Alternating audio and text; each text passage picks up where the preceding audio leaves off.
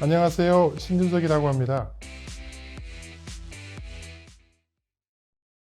경북대 간호대학에서 연구 부정 의혹이 잇따라 불거졌습니다. 국립암센터 교수가 자기 논문에 자녀 이름을 공저자로 올리는 연구 부정 사례가 적발됐습니다. 의대 교수들이 정부 지원금을 받은 연구 논문에 미성년 자녀의 이름을 올린 사실이 적발되었습니다. 최근 5년간 부실 학회에 참석하거나 논문 저자를 부당하게 표시하는 등의 연구윤리 위반 행위가 1,600여 건에 달하는 것으로 제자의 나타났습니다. 논문을 빼앗거나 저서를 대필하도록 종용하는 등 대학원에서 국내 대학병원의 정형외과 교수들이 국제학술지에 발표한 임상 연구 결과를 담은 논문들이 심각한 연구 부정행위가 발생하면 여러 가지 피해가 발생합니다. 그럼에도 연구윤리 위반 사례가 계속 늘어나고 있는 이유가 무엇일까요?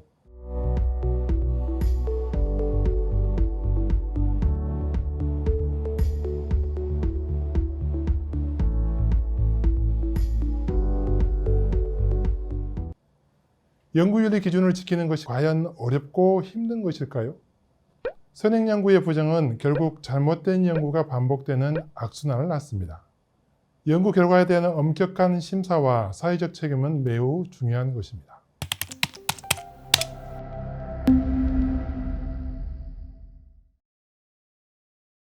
오늘은 연구자를 위한 윤리 가이드에 대해서 이야기하려고 합니다. 최근 조사에 따르면 부당한 저자 표시 유형의 부정행위가 증가하고 있는데요.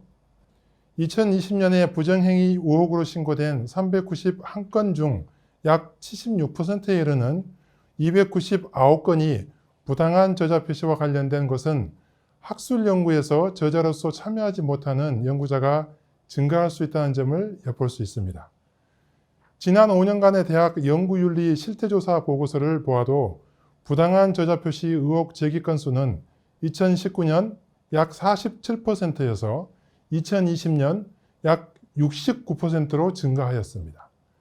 2020년 기준 부당한 저자 표시로 최종 판정된 것은 58건에 이릅니다. 여러분은 연구윤리를 무엇이라고 정의하십니까? 연구윤리란 연구자가 정직하고 성실하게 책임있는 연구를 수행하기 위해 지켜야 할 원칙 또는 행동 양식. 이 간단한 문구는 누가, 왜, 무엇을 해야 하는지를 포함하고 있습니다. 연구를 수행할 때 연구윤리를 강조하는 이유는 무엇일까요? 그것은 세 가지로 요약해 볼 수 있는데요.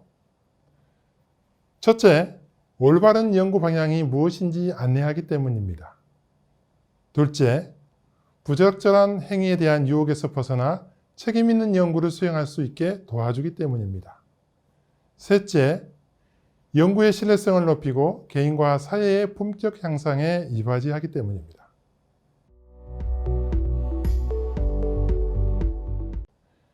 연구활동은 보통 네 가지로 구분하는데요. RCR, GRP, QRP, RM이 그것입니다. RCR, GRP는 긍정적인 의미를 가진 바람직한 연구활동으로 구분되며 QRP, RM은 부정적인 의미를 포함하는 바람직하지 않는 연구활동으로 구분합니다. RCR은 무책임한 연구 수행을 방지하고 부정행위를 검출하는 데 초점을 두고 있으며 주로 미국에서 사용하는 용어입니다. GRP는 연구자의 자발적 수행과 올바른 연구윤리 등 학문의 자율성을 최대한 보장하는 것에 초점을 둡니다. QRP는 아직 연구 부정행위 같은 심각한 행위의 결과가 나오지 않았지만 연구 수행을 방해하고 위협하는 행위를 말합니다. 대표적인 예로 데이터 관리 소홀, 빈약한 연구 설계 등이 있습니다. RM은 자기를 속일 뿐 아니라 연구 공동체, 국가 사회에 심각한 해로움을 유발하는 행위를 말합니다. 우리나라에서 2005년 발생한 황석 교수의 줄기세포 연구 결과 조작을 예로 들 수 있습니다. 그렇다면 우리나라에서 정의하는 연구 부정행위 유형은 어떤 것이 있을까요? 전 세계적으로 연구 부정행위 예방에 대한 지속적인 관심과 노력을 기울이고 있습니다. 그러나 학문의 다양성, 학술 연구 문화의 역사적 배경, 연구의 자율성으로 인해 각 국가별 연구윤리에 대한 인식의 차이가 존재합니다. 그래서 연구 부정 행위에 대한 통일된 정의를 하고 모두 합의하기 매우 어려운 것이 현실입니다. 그럼에도 우리나라는 2005년 줄기세포 연구 조작의 사건을 계기로 국가적인 차원에서 좀 더 체계적인 연구윤리 지침을 정의하고 시행하는 노력을 해서 학술 연구 측면에서는 연구윤리 확보를 위한 지침을 제정하여 적용해 왔습니다. 더 나아가 이제는 연구개발과 학술 연구를 아우르는 연구활동에 적용하는 국가연구개발 혁신법이 2021년 1월에 개정 시행되어서 국가연구개발 과제에 적용하는 연구윤리의 기준이 되고 있습니다.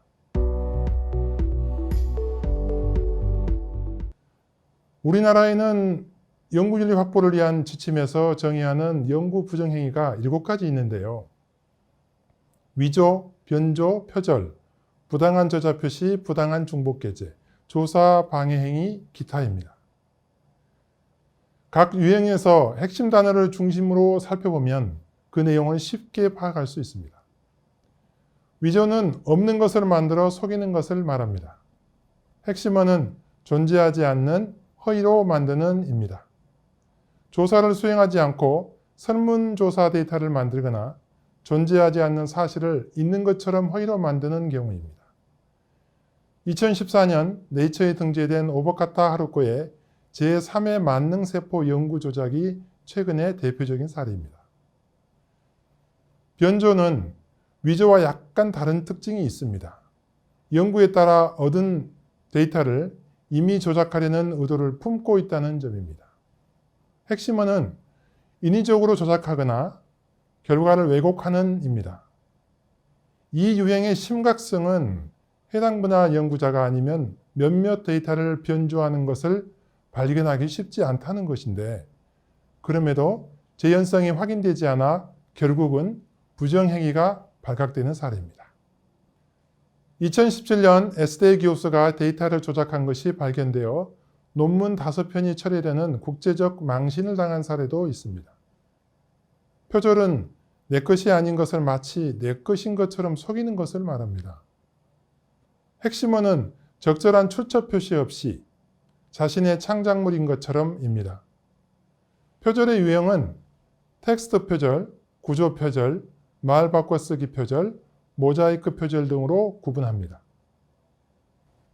우리나라는 표절 의혹을 받아도 철저한 후속 조치를 하지 않지만 해외의 경우는 미국 대선 후보, 독일 장관, 헝가리 대통령 등이 논문 표절로 인해 사퇴하거나 사임하는 사례가 있을 정도로 해외의 적용 기준이 매우 엄격합니다. 부당한 저자 표시는 최근에도 우리나라에서 뜨거운 논란이 되고 있는 유형입니다. 아빠 찬스, 엄마 찬스를 사용해 부당한 저자가 되고 부당한 경쟁 우위를 통해 대학원에 입학하는 혜택을 받는 등 다른 사람에게 피해를 주는 사례가 끊이지 않고 있는 상황입니다.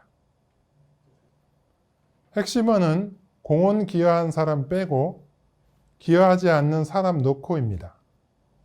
이 부정행위 유형은 선물 저자, 유령 저자, 교환 저자, 도용 저자의 형태로 일어나며 부당한 저자의 기준을 알고 있음에도 이를 지키지 않거나 무시하는 사례가 훨씬 더 많아지는 경향을 보이고 있습니다. 부당한 중복게재는 동일하거나 실질적으로 유사한 출처 표시 없이 게재한 후 부당한 이익을 얻는 이 핵심어입니다. 논문을 여러 개로 쪼개어 출판하거나 기존 논문에 덧붙이는 등의 부적절한 행위가 이에 속합니다. 과거 학술지 관리가 온라인으로 체계적으로 관리하지 못할 때는 종종 발생해도 찾기 어려웠지만 이제는 KCI 논문 유사도 검사, 카피킬러 또는 터니딥의 유사 검사, 표절 검사 기능으로 쉽게 발견되는 유형입니다. 조사 방해 행위는 연구 부정행위 조사를 진행할 때 부당하고 불법적인 협박이나 위협을 가하는 것을 말합니다. 그리고 기타는 앞서 언급한 6가지 유형에서 정의하지 못한 그 외의 부정행위 유형으로 최근 논란이 급증하고 있는 지식재산권, 기술료와 관련된 이해 충돌의 사례를 들 수 있습니다. 항구에 서 있는 등대에도 선장 및 항해사가 항상 숙지하고 있는 항행의 기준이 적용되어 있는데 이를 어기면 엄청난 선박 사고가 일어납니다. 연구윤리 기준도 어려운 것이 아닙니다. 매우 기본적인 원리만 익혀도 실천이 가능한 것입니다. 연구 부정행위가 발생하여 조사를 진행하면 여러 가지 피해를 발생시킵니다.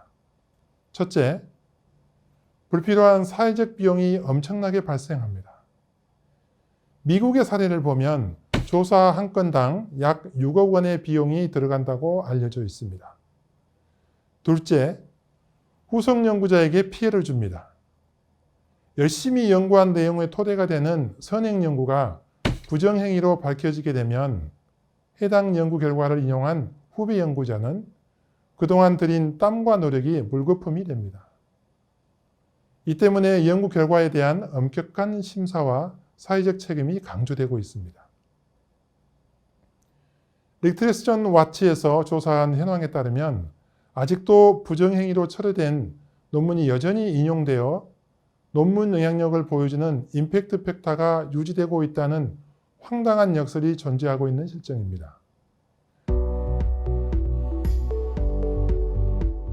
크게 두 가지로 정리해 볼 수 있습니다. 첫째, 연구윤리 관련 법, 제도, 규정, 시스템을 활용하는 방법을 익히는 것입니다.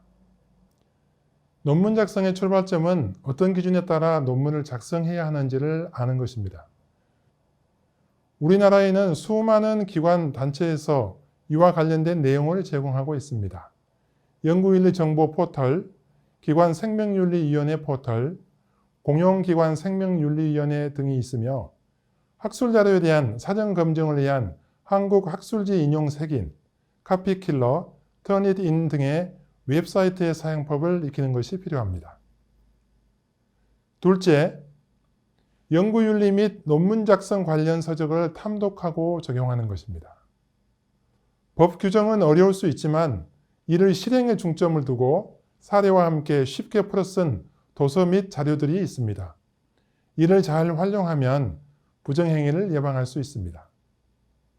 오늘 강의의 한 줄 리뷰를 드리자면 연구자는 배우고 익힘이 익숙한 사람입니다.